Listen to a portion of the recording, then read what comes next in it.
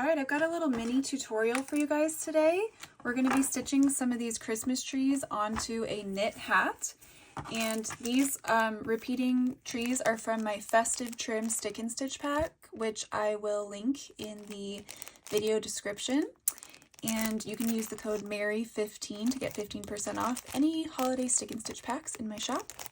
But yeah, let's get started. I started just by putting them all the way around. There's 4 in the pack, and they've pretty much fit nicely all the way around the hat. So you just peel it off and then stick it down. And I did it on the front and the back because I want it to go all the way around.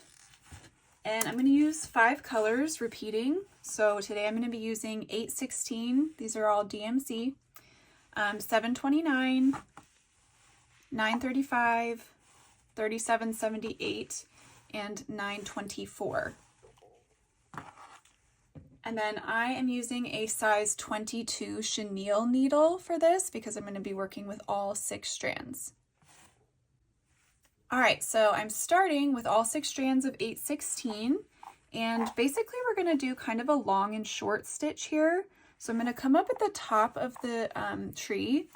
You could try to put this in a hoop if you wanted to, but it's a little tricky since it's at the edge. So today I'm just going to work without a hoop. And it's helpful when you're coming up through stick and stitch paper to hold it down with your non-stitching hand and sort of pinch it with your pointer finger and your thumb so that it doesn't lift up from the fabric that you're stitching onto. And I'm just going to make a stitch, a little stitch length away, and pull that through. If it bunches up a little, just pull it back out. Now I'm going to come back up through the fabric down here, a little bit farther away. And I'll go back up through the top point here. This is kind of like a variation on a long and short stitch. We're just sort of haphazardly placing stitches to give it that sort of natural look that we get in little pine trees. And I'm working in sort of a back stitch type of motion. So every time I come up through the fabric, I'm just going to move my needle a little bit further down and work my way back up into the spaces that I've created between stitches.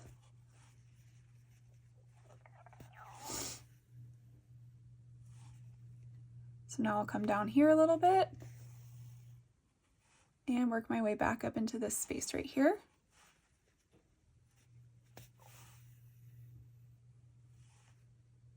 Do one out to the side over here. There's really no right or wrong way to put your stitches in here. You're just sort of slowly working. I like to work back and forth across as I move down the tree to get everything nice and filled in. I love this stitch for these trees. It becomes nice and almost therapeutic, very calming once you get going. You don't have to be perfect with it. Well, you never have to be perfect with it, but especially not with this stitch. The more random, the better.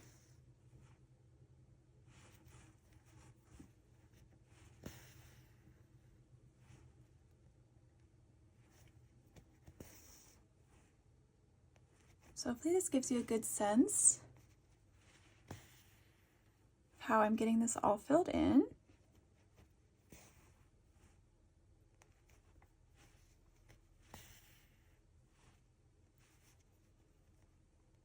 You can see I'm just kind of holding with my non-stitching hand, kind of pinching this so that I can keep it level and stitch through here. Just be careful that when you're stitching you don't accidentally come up through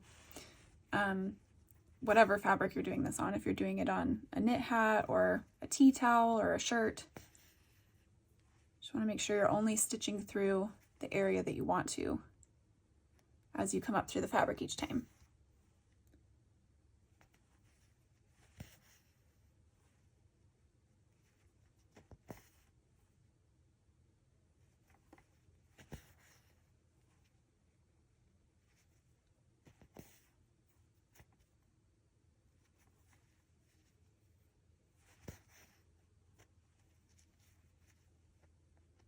All right, so I'm pretty much almost done. I'm gonna go ahead and just fill in this all the way down to here. Okay, and then when you get to the bottom, you could do this in a different color if you wanted to. I'm just gonna keep these all one color because I want it to be simple, but if you wanted to do like a brown here for the trunk part, you could. But just make sure that you make it a little bit lower down even than where I have it if you're gonna keep it all one color, just so that we get a nice long line to represent the bottom of the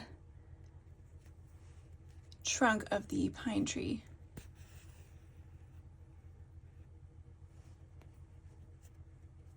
I'm going to repeat that one more time just so it's a little bit thicker.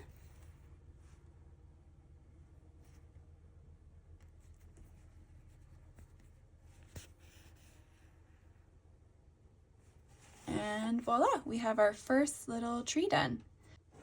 Okay, so now we're just going to repeat that same exact stitch over each of our other trees. So on this one right here, I'm going to do 935.